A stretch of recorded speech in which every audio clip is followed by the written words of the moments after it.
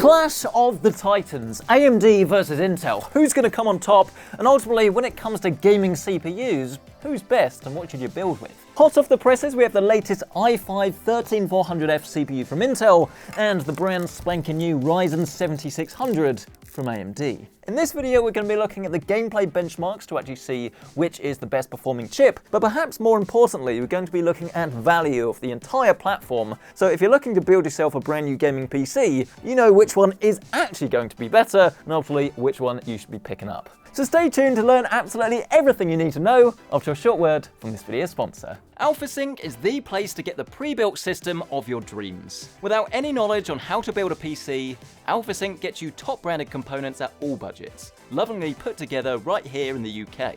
Either choose a master-crafted AlphaSync specification or design yours from scratch. The choice is entirely up to you. Get your game on today with that link down below. Here's the way it's going to work, and it should be pretty simple because we have two motherboards that are about as close as possible while still obviously supporting the respective CPU. On the Intel side, we've got a B760 board, and then on Team AMD, we've got a B650. Both are ROG Strixes. They're personally about £100 more than I'd probably spend if I was doing this myself, but to get the best apples to apples comparison, we are using these. Don't worry, by the way, all the data that we'll be showing you later will include loads of different variants at different price points, so you can get something that is as cheap as possible. And on that note, we did have a little bit of a tricky decision to make when it comes to memory, because of course you can go for DDR4 or DDR5 on Intel, whereas for AMD you're stuck with DDR5, which is better, but it doesn't really translate into better gameplay, and it is more expensive and it ties you into 32 gigabytes, which isn't actually necessary for gaming. And in the end, I've decided to follow my heart and actually go for what I would recommend to people watching this, which is DDR4 on Intel to save yourself some money. And you could go for 16 gigabytes or 32, and we've got two different sets here, both running at 3600 megahertz, and I'd like to think this is going to show you if there are any difference in capacity. It will show up in the results, but of course on AMD we do have to go for DDR5, so this is much faster. It's running at 5600 megahertz, but again it is more expensive, and if you haven't already watched it, check out my video on the top right corner of your screen that actually shows you the difference between DDR4 and DDR5 and why even for top-end gaming it doesn't really make too much difference. And for the sort of build you're going to be doing, I would be willing to bet my bottom dollar. I almost said bottom hat. I'd be willing to bet a lot on the fact that the difference wouldn't really be there. But of course, if you do want DDR5, you can go with that with the Intel platform. So choice is literally yours. Oh, but that's not fair. Why are you giving AMD the advantage? And why has my voice suddenly gone so high? I would actually argue that it's not an advantage because they don't give you the choice, remember, and pricing each motherboard up with each chip and then the respective amount of 32 gigabytes of DDR4 or DDR5, the AMD comes out at £645 at the time of filming, whereas Intel actually saves quite a lot of money at £571. And again, you can go for a cheaper motherboard, and on the DDR4 you could go for 16 gigabytes rather than 32, save yourself more money. The point is the Intel platform is a lot more flexible, and as I don't think memory speed's really going to make any difference to you at all, especially with something like a RTX 3060, I think it's a disadvantage to AMD actually. Despite the fact that you have faster memory, you've got to pay for it. Intel and DDR4. And we haven't actually used this motherboard yet. It is hot off the presses. The pricing on this is a little bit all over the place. I think it's a little bit overbuilt for this particular CPU, but if you're going for like a top-end i5, i7, or even an i9, I think this is probably going to be right on the money. And this is actually a micro ATX motherboard, look. I'm liking all this new white stuff, and you've actually got some Space Invaders and things on this. This is by no means a sponsored video when it comes to ASUS, but you can't argue they make a nice looking motherboard. But let's place this down on top of the motherboard box and actually start building. And I will say that we're not going very real world at all when it comes to storage and graphics, because we're doing this to eliminate all possible bottlenecks so we can focus on the CPU itself. And I know a lot of people will say when we bring out the RTX 4090, why on earth are you doing that? It's because we want to expose all of the weaknesses in these CPUs. And don't worry, because once we've got the data, we'll actually be showing you all of the graphics cards that in theory shouldn't be bottlenecked by our discoveries. So again, you know exactly which CPU to buy for your respective graphics card. So let's say we did use, say, a 3060, which is what you're probably going to be using with something like this. Well,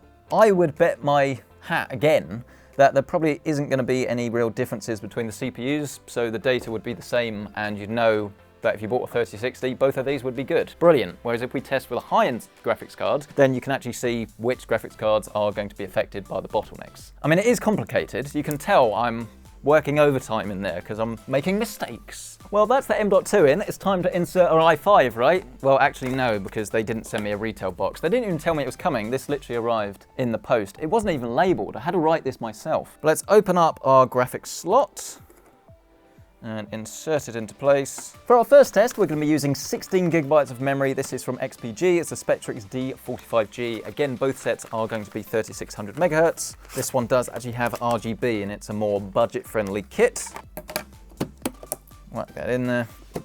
Like that. And then to keep things as fair as possible, we are going to use a third-party cooler that is compatible with both. And this is probably the sweet spot really when it comes to price to performance and still having something that's good looking. This is the Be Quiet PureRock 2 FX, but there are plenty of good value coolers out there. Some are a little bit cheaper than this actually. I think this is about £45. Or of course you can just use the free one that comes in the box if you're not worried about it making a little bit more noise and having higher temperatures. There we have, look, our completed motherboard combo. That actually looks very good. Now, the exciting bit is always the graphics card, and here we have our test RTX 4090. This is the PNY Accelerate Gaming Edition, but pretty much you're looking at any 30 series card with this. Even a 3080 I would wager would be fine with both of these chips. But when it comes to 40 series and 7800 or 7900 series, it's probably a little bit beyond the scope of those. So stepping up to the proper, or I suppose the top end i5 or a Ryzen 7 or Ryzen 9 is going to be what I would advise. But I think we're all going to be very pleasantly surprised with just how capable these chips are. But of course we are also going to need a power supply, and I do not recommend this one with these CPUs. This is ridiculously overkill. This is the Dark Power 13. I'm using this because it's one of the few power supplies that I have at the moment that actually does have the Gen 5 connector. That will make this look a little bit cleaner, though I suppose it doesn't matter because we're using it out of a case. I'd pretty much recommend a 650 watt power supply really, or if you're willing to spend a bit more, a 750. It's going to depend on the graphics card, not only that you're using now or buying now, but any future upgrades that you're going to want to make. There's no point buying like a 450 or a 550 if you've got plans to upgrade to like a 4070 Ti, for instance. And speak of the devil, and he shall appear. Here is our 600 watt PCI Gen 5 cable. It's worth noting that this is rated for an RTX 4090, but obviously you don't need to go as high as this if you're not going for a 4090. Just be aware that different power supplies will have different amounts of power that they actually output over this cable. It's something that's already caught me up once and might catch you out too if you don't do your research. Then we will grab our 4K monitor. We'll be testing at 3 different resolutions, so no matter what screen you have, we're covering it today. And then of course, who could forget our PC Centric mouse mat? You can get yours with the link down below. Limited quantities available, limited edition. Once this is made, that's it. Never again. We just need our DIY start button. Make sure the power is on. Here we go, just jumping the power pins.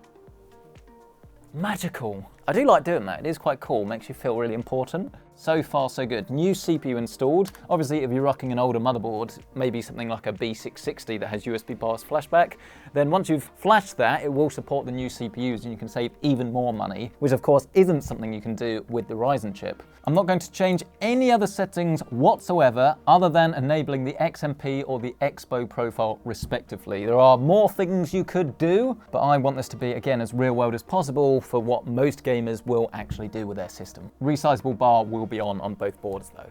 Interestingly, I'm currently downloading and installing the games. The cameras are just on by chance because I haven't actually turned them off yet. But we do see a limitation with one of the CPUs already, and that is that I have a gigabit internet connection, but currently Steam is only downloading at around about 100 to 400 megabits a second. And the reason for this is because the CPU keeps maxing out. This will depend on the game and how much unpacking it has to do, but this is interesting that we're actually getting a bottleneck before we even start from something gaming related that isn't actually just FPS. I mean, look, despite the fact that this i5 now has 4 efficiency cores alongside the 6 full performance cores, you can see it's struggling a little bit with this high download speed. We're getting around about 80 to 100% utilization, but to its credit, we have actually sped up a little bit now between around about 700 and 900 megabits a second. So again, it's going to depend on what your game has to do while it's downloading, while it's unpacking, but it's definitely something to note, isn't it? Especially if you want to actually use your PC and maybe even game whilst downloading some other titles. Well, we're here and the games are installed, and we're going to start with a little bit of a cheat, which is Shadow of the Tomb Raider. I know it's not the most interesting, but again, remember, this is going to give us a nice, neat, tidy graph that actually shows us how CPU limited we are. So you know the end of the video before it even starts. In terms of the settings, we're going to run this at every resolution. We've got RTX DLSS set to quality, and then everything else is set to absolute max, not the highest preset. Everything's at max, including ray tracing at ultra. Let's put this CPU to the test. Give me the numbers, predictions! We are 32% GPU bound. So in this very extreme scenario, but still at 4K resolution no less, we are seeing some serious CPU bottlenecking. Whoa, enough TikTok. 1440p, have we killed it? We have, we've done it. RTX 4090, 1440p with DLSS, 0% GPU bound. I'm sorry CPU, you tried your best. When it was still higher though, we've gone from 150 to 163 at 1440p. And I mean, in Shadow of the Tomb Raider, is 160 FPS too little? Unlikely. Let's press on though to some Cyberpunk 2077. Again, a ray tracing title, but I think something that anyone that's actually upgrading their rig is probably going to want to play. Again, we're going to start at 4K, but here we're using the ray tracing ultra preset, and DLSS we will set to automatic. And I mean, that is not bad. Bear in mind, we're currently running this on a £200 CPU with a graphics card that costs about 1,800. 100 FPS at absolute max settings pretty much is not too shabby whatsoever. It's not what I'd recommend people pair with an RTX 4090, but it does go to show that in the vast majority, shall we say, of titles, you're still going to be able to get a very good frame rate, even with a graphics card that's just stupidly powerful. I mean, what's that 4K? 87.39 FPS. And 1440p, 98.27, so we're not completely bottlenecked, because the FPS is going up. Oh, but we hit the wall, 1080p again is too much, 97.1. Our next title is the first of our multiplayer selection, and this is Halo Infinite. This is running at max settings, this time at 4K, but of course, all of the usual resolutions. The benchmark isn't actually that interesting, because I just have to run from one side of the wall to the other. But at 4K, we get 187 FPS with a low of 111. And at 1440p, 233 FPS. I'm gonna guess we're not gonna see much bottlenecking in this. Although actually, running it back to the start of our test, look at the figure at the top right. I am incorrect. We are seeing big bottlenecking. Around about 25% of the GPU is being wasted. But let's move swiftly on to what has to be the most intense multiplayer CPU game really, some Call of Duty Warzone 2.0. I'll take this opportunity to show you some of the settings, the main one being that we are again using DLSS. A lot of people often say, why don't you use just like pure rasterization? Well, it's because, again, I don't think that's real world. If you have the setting, you'll use it. It's good, and I don't have a problem enabling it as long as it's at a decent enough setting. So why do you want to turn 3 FPS away? As long as it's consistent between all of the GPUs and CPUs, just use it. Let us get ourselves into position and jump out of the plane. We're aiming for the little dot so we can do our really boring run up and down and back again test for science. But we are already bottlenecked at 4K, so this doesn't necessarily bode well for this combination. To be honest, I am actually a little bit surprised about this. I think it's just because all of the previous generations of CPUs and graphics cards, you didn't really have this sort of problem. Whereas clearly, you are starting to get it a little bit now. But the RTX 4090, as I say, is insane. 125 FPS average at 4K. If you're wondering, by the way, for context, if you're playing with like an i9 CPU from this gen, so a 13900K, you'd be looking at around about 160 to 175 FPS. So you are dropping a fair amount with this chip. But again, I can't stress enough how this doesn't matter because this is not a real world scenario. We're just trying to expose the weaknesses. And then I think for our final game, we're going to go for some F1 2022 because I want to play this tonight and I want to get some practice in with an inbuilt benchmark. But either way, we're going to run this at the ultra high preset, again at each res. Here it is, Pierre Gasly lines up on the grid and it's lights out and away we go, and he gets a great start into the first turn. I'm no crofty. I mean, that would be amazing if they actually could do a benchmark where like all of the cars like crash into each other spectacularly on the first corner. I don't think it would be very repeatable though, would it? Right, safe to say we have done all of the 16GB results, which means it's time to upgrade to 32.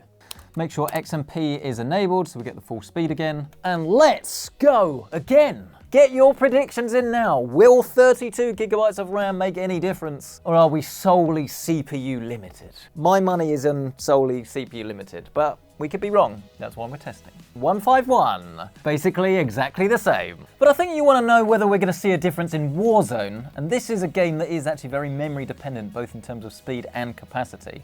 4K, 116.69. That is actually a little bit lower. So there you go. Even with an RTX 4090, it appears 32 versus 16 gigabytes of RAM is no way near as important as RAM speed, and also the CPU that you're actually using. So I think it's time to switch to Ryzen. Installing our Ryzen board is pretty much exactly the same. We're going to take it out of the box. Of course, this time we are using different DDR5 memory. As we mentioned earlier, this is from Kingston. It is the Fury Beast. This is running at a speed of 5600 megahertz, which isn't the absolute fastest you can get, but there's not really any point spending stupid money on RAM speeds when you could spend that towards a better graphics card that will definitely actually improve your frame rate and your experience, whereas slightly faster RAM with these CPUs probably wouldn't. But we'll add that into our board. Exactly the same as before. Our SSD will go in this top slot as before, but it is worth noting that if you do decide to upgrade to Gen 5 storage, that needs to go in this top slot only, so you have to move anything you put in here at the moment down here, and it'll work fine as long as you've got the bandwidth, which you should on this board. But installing our LGA Ryzen CPU is basically the same as Intel, and just as we did before, line it up, being really careful not to damage any of those pins. Lower the socket down, and just click it into place. Then you can install your cooler with the AM5 mounting hardware, and you're ready to get testing. Or I suppose in your case, actually gaming. You're not as sad as me. Importantly, we'll enable our Expo memory, so we're going to be running this at 5600 megahertz. Once again, resizable bar is enabled, and hopefully it should boot, so we can start our testing. And indeed, we are in. It is up and running. And the first thing really that you need to know, and the main difference between this CPU and the Intel one, is how they go about performance. Because this is only a 6-core CPU, but these are 6 performance cores, rather than the Intel platform where you have 6 performance and then 4 efficiency. How much this is going to matter? You'd think that the 10-core CPU would be better, right? But obviously that is what we're going to test, and the best way of doing this is actually with a Cinebench test. Here we go. For context, we got 15,068 on the Intel CPU, and here we have been beaten, only 13,695. So the Intel one should be better for multitasking and anything that can take advantage of more cores, but rest assured that actually the performance between the two is fairly similar, and in terms of gaming, obviously the gaming numbers matter a lot more. And here's the first and arguably most telling test in the Shadow of the Tomb Raider Are We Bottleneck test to compare. This is at 4K, we got an average of 172 FPS, GPU bound 69%. Nice. The Ryzen CPU actually beats the Intel by quite some margin. We were only getting 150 FPS before. That could change everything. I think this needs some analysis, which means handing you over to someone that knows a lot more about all of these numbers than me. The one, the only, Benchmarkers. Hello everybody, this is Benchmarkers, and these results have genuinely been very, very fascinating. I must confess that I expected the 400F 13th generation to actually be a fair bit faster than the 12th, but I'm not sure that the extra asking price is necessarily going to be worth it, because as you can see, compared to the 7600, it's actually a fair way off in pretty much every single test that we tested. Now, obviously this is not going to be the case with every GPU, and I do want to stress that, as you will see at the end of these benchmarks, this is a cheaper platform and you can get this CPU and an appropriate motherboard for less money, especially if you already have DDR4 that you want to carry forward from a previous build. However, having said this, the Ryzen 5 7600 is an absolute monster of a gaming CPU, not only now, but if you think of all the extra longevity that you're going to get from this chip, you could maybe use this motherboard for the next potentially 4, maybe even 5 years, and grab some stupidly powerful hardware, upgrade it, just do a BIOS update, and then suddenly you're up to date with the current generation without needing a whole new platform. Sorry about that, I've just dropped my notes on the floor. For me, choosing between these two chips is actually going to be a lot easier than you might expect, because if you're going for a more budget-friendly GPU, then I think the Intel platform definitely is going to be the option to go for, because it is going to be cheaper. The only exception would be if you want that longevity. However, if you are going to spend a fair bit more on your PC, and you do want something that you can upgrade to a much better CPU at a later date, then for not that much extra money, I think the Ryzen CPU does make sense. Because while the average FPS is better on the Ryzen, I expected the whole platform cost to actually mean that the cost per frame is a fair bit more.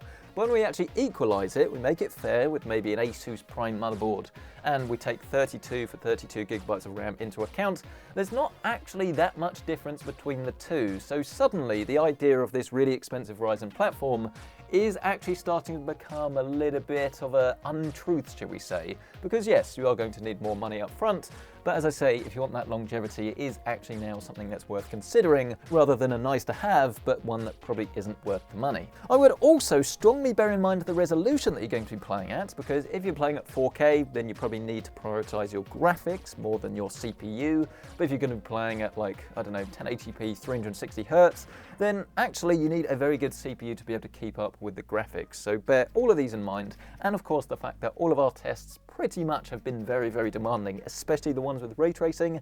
So if you're going to be playing more easy to run games, especially with ray tracing off, then chances are you'll get even higher frame rates than the ones you've seen here, again, especially with ray tracing. In terms of my GPU recommendations for each of these chips, I'd say probably an RTX 3070, maybe a 4050 in the future is going to be a good pairing with the 13400F.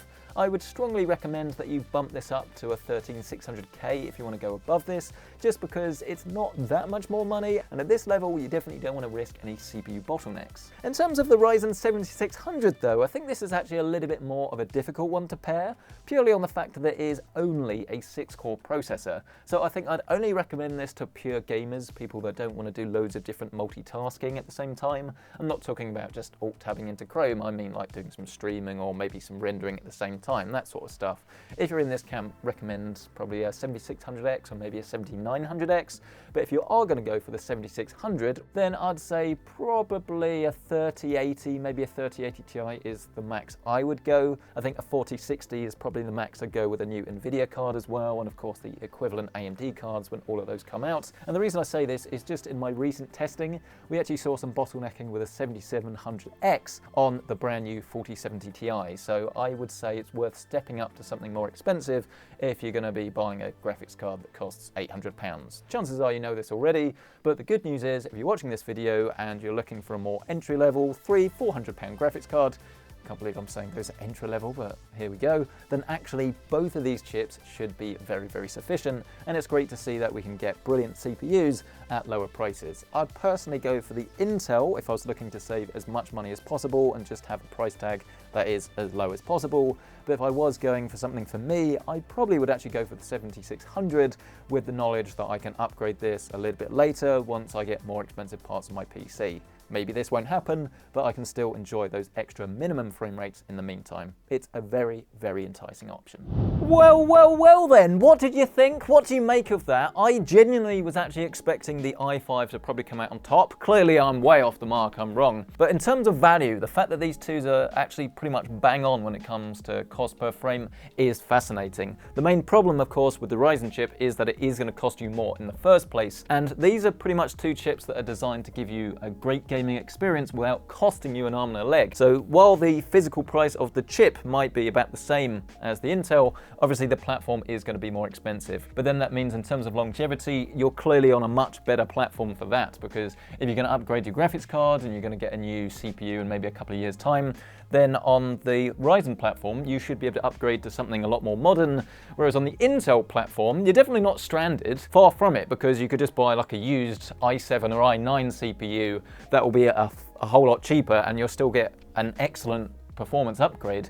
You just won't have the selection of going for the current CPUs at the time without upgrading your motherboard as well, which obviously is kind of pointless. So which is better? Well, clearly the Ryzen. That's what you should go for if you want more performance and you want higher minimum FPS, but only if you're going with the GPU that can actually take advantage of that. Because actually, I'd wager most people watching this are probably rocking something like a 3050, 3060, or of course a card from an older generation, and you're not actually going to be hitting the ceilings of any of these chips. And I would also like to stress that these have been very stressful tests. We've used ray tracing in a lot of them, especially things like Formula 1. That's why the FPS would actually probably a bit lower than you'd expect, because that is very demanding on the CPU. But I think you're buying your gaming PC for now and the future, not just now. The Halo results alone do show you though that even without ray tracing, it's still very, very demanding on the CPUs. So I'd love to hear your thoughts. What's the right amount of FPS? Is the Ryzen 5 the better option, or is the cheaper i5 the better option? I'd love to hear from you. And if you do want to check out current pricing, then as always, you can find links to everything down below. But thank you so much for watching this video. Like the video, maybe get subscribed if you're not already. And of course, you can find yourself and bag yourself the PC Centric mouse mat, linked in the description down below. And while you're down there, be sure to check out AlphaSync. AlphaSync brings you a worry-free PC gaming experience with a huge range of custom-built gaming PCs. With a 4.8 rating on Trustpilot and free next-day delivery available on selected builds, why not let AlphaSync take all of the stress out of PC gaming? Get started today with the link down below. Thank you so much for watching this video. I'll catch you in the next one.